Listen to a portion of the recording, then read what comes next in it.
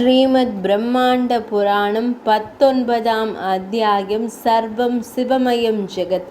திருமால் தன்னை காண வந்த தேவர்களுக்கு கூறினார், தேவர்களே, நான் மகிமையுடையவன் என்றுதான் என்னை காண வந்து என்னை உங்கள் தெய்வமாக நினைத்து வணங்குகிறீர்கள். இந்த பெருமைகள் யாவும் என்னை வந்தடைய காரணமானவர் பரமேஸ்வரன். அவரின் கருணையினால்தான் இங்கு இவ்வளவு மகிமைகளையும் நான் பெற்றுள்ளேன். அவர்தான் உலகையும் பரிபாலிப்பவர். பிரளயத்தின் போது நான் ஆழ்நிலையில் படுத்திருந்தேன். அப்போது என் முன் ஆயிரக்கணக்கான தலைகளுடனும் கைகளுடனும் கால்களுடனும் ஒரு பேரொளி தென்பட்டது. அது பின் சிறிது சிறிதாக பேரொளி குறைந்து பொன்னிறமாக மாறி பூநூல் தரித்து 4 முகங்களுடன் எனக்கு காட்சி தந்தது. அதன் கரத்தில் கமண்டலம் ஒன்று இருந்தது. அது என்னை கூர்த்து சிரித்தவாறு கூறியது, குழந்தையே, நீ யார் என்று கேட்டது. அதற்கு நான் விஷ்ணு என்று கூறி எனது நிலையை விவரமாக எடுத்து கூறினேன். அப்போது அந்த அதிசயமான ஒருவன், நான் ஸ்வயம்பு, தோன்றுவாரின்றி தோன்றியவன், நானே சிருஷ்டி ஸ்திதி சம்ஹாரம் என்ற 3ஐயும் செய்பவன் என்று கூறியது. இருவரும் கதைத்து கொண்டிருந்தோம். அப்போது எமக்கு எதிரில் வடக்கு திசையில் தோன்றி நகர்ந்து வந்த ஒரு பேரொளி வட்ட வடிவில் எம்முன் வந்து நின்றது. அதன் அருகே நான் சென்று கண்டபோது அது எனக்கு ஒரு லிங்கமாக காட்சியளித்தது. அதன் அடியையும் முடியையும் காண முடியவில்லை. அதன் அடியையும் முடியையும் காண நானும் பிரம்மதேவரும் புறப்பட்டோம். பல்லாயிரக்கணக்கான ஆண்டுகள் தேடியும் அடியையும் முடியையும் எம்மால் காண முடியவில்லை. ஈற்றில் நாம் புறப்பட்ட இடத்திற்கே வந்து சேர்ந்தோம். பரமேஸ்வரனே, எம்மை மன்னித்து எம்மை காத்தருள வேண்டும் என்று இருவரும் மனமுருகி வேண்டினோம். அப்போது பரமேஸ்வரன் கோடி சூரிய பிரகாசத்துடன் எம்மெதிரே தோன்றினார். அவரது கரத்தில் திரிசூலம் இருந்தது. தலையில் பிறை சந்திரனும் கழுத்தில் நாகமும் இருந்தன. மார்பில் பூநூலும் இருந்தது. நாம் இருவரும் கரம் கூப்பி அவரை வணங்கினோம்.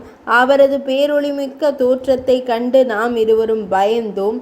அப்போது அவர் மிக்க மகிழ்வுடன் எம்மை ஆசீர்வதித்து, இனி உங்களின் தொழில்களை ஆரம்பித்து சிறப்பாக செய்யுங்கள் என்று கூறி மறைந்தார். அதனால் தான் எனக்கு சகல சக்திகளும் கிடைத்தன. அனைவரும் பரமேஸ்வரனை துதித்து நற்பயன் பெறுங்கள் என்றார் பகவான் ஸ்ரீ மகாவிஷ்ணு. ஈசனின் ஐவகை தோற்றங்கள். சுவாத லோகித கற்பத்தில் பிரம்மதேவர் ஈசனாரை தொழுது வணங்கிய போது ஈசனார் அவரின் முன் ஒரு அழகிய இளம் பெண்ணாக தோன்றினார். இந்த தோற்றம் சத்யோஜாத தோற்றம் என்று அழைக்கப்படும். படைப்பு கடவுளாகிய பிரம்மதேவர் ஈசனாரது திருவடியை ஆசிரியித்து வேத மந்திரங்களால் துதித்தார். அப்போது ஈசனாரின் திருமேனியிலிருந்து 4 முனிவர்கள் தோன்றினர்.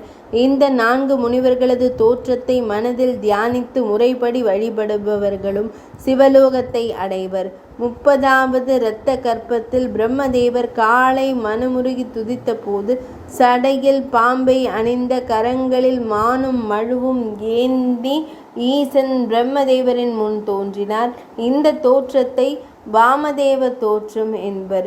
இறைவனின் திருமேனியிலிருந்து தோன்றிய பந்த பாசங்களை நீங்கி உலகம் ஓய்வதற்கான தர்ம நெறிகளை பின்பற்றி மற்றவர்களுக்கு அதை தெளிவாக உணர்த்தி பல ஆண்டு காலம் வாழ்ந்த ஈசனின் திருவடியை அடைந்தனர்.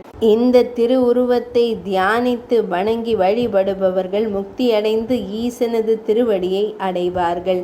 பிற கற்பத்தில் நான்முகன் ஈசனாரை பிரார்த்திக்க ஈசனார் சடையில் இளம் மதியை அணிந்து காட்சி கொடுத்தார். இத்தோற்றம் தத்புருஷ தோற்றம் எனப்படும். இளம் பிறையுடன் தனக்கு காட்சியளித்த ஈசனாரை கண்டு மிக்க மகிழ்ச்சி அடைந்த பிரம்மதேவர் வேத மந்திரங்களால் ஈசனாரை துதித்தார். இதனால் பெருமகிழ்வடைய ஈசனார் பேரழகு மிக்க காயத்ரியை உருவாக்கி பிரம்மதேவருக்கு கொடுத்தார். பேரழகான காயத்ரி தேவியை பக்தியுடன் வழிபடுபவர்களுக்கு நரகலோக வாசம் கிட்டாது. அவர்கள் சொர்க்கத்தில் இன்பமாக வாழ்வர். இதேபோல் ஈசனின் திருவுருவத்திலிருந்து தோன்றிய 4 முனிவர்களும் பஞ்சாட்சர மந்திரத்தின் பொருளை உணர்ந்து அதை பக்தியுடன் பற்றற்று ஓதி ஈசனாரது திருவடியை அடைந்தனர். இந்த தத்புருஷனை வணங்க எனது திருவுருவை வழிபடுபவர்கள் கைலாயத்தை அடைந்து அங்கு பேரின்பமாக வாழ்வர். நீல கற்பத்தில் முக்கண்ணனான ஈசன் கரிய ரூபத்தில் தோன்றினார். அவரது கையில் நீயும் வாளும் இருந்தன. இது ஈசனார் எடுத்த அகோர உருவத் தோற்றமாகும். அவரின் அக்கோலத்தை கண்டு மிக்க மகிழ்வுடன் அவரை பஞ்சாட்சர மந்திரங்களால் பூஜிக்க அவரது அகோர வடிவத்தின் கோரம் படிப்படியாக குறைந்தது. அதனால் ஈசனார் பெருமகிழ்வடைந்து பிரம்மதேவரை தாம் வேண்டிய வரங்களை கேளுங்கள் என்றார். அதனால் மகிழ்ந்த பிரம்மதேவர், ஈசனாரே, என்றும் குறையாத அன்பை தாங்கள் என்றும் என் மீது கொண்டிருக்க வேண்டும் என்று கேட்டார். பிரம்மதேவர் கேட்ட வரத்தை அளித்த ஈசனார் கூறினார், சிவ மந்திரத்தை 1,00,000 முறை உச்சரித்து யாகம் செய்யும் அந்தணர்களின் யாகத்தை யாராலும் குழப்ப இயலாது. அவர்கள் என்னுடன் கைலாயத்தில் வீற்றிருப்பர். இவர்களை ஒருபோதும் பாவங்கள் சூழப்பட மாட்டாது. எனவே கூறி மறைந்தனர். விஸ்வரூப கற்பகத்தின் பிரம்மதேவர் சிவனை தியானித்தார். அப்போது ஈசனார் சடையில் பிறைச்சந்திரன் ஒளி நெற்றிக்கண்ணுடனும் கோரமான பற்களுடனும் 2 பெண்களுடனும் அவருக்கு காட்சி கொடுத்தார். அதை கண்டு மகிழ்ந்த பிரம்மதேவர், ஈசனாரே, உமது 2 பக்கங்களிலும் இருக்கும் பெண்கள் யார் என்பதை எமக்கு கூறுவீராக. கோர பற்கள் பளபளக்க பிரம்மதேவரே, ஒருத்தி தேவர்களை ஈன்று உலகத்திற்கு அளித்த தாய், மற்றவள் என்றும் வெள்ளை தாமரை பூவில் வீற்றிருக்கும் தேவி சரஸ்வதி என்றார். இவ்வாறு ஈசனாரின் 5 தோற்றங்கள் குறித்து பிரம்மதேவர் அனைத்தையும் கண்டுகளித்தார். 19ஆம் நாள் கதை இனிதே நிறைவடைந்தது.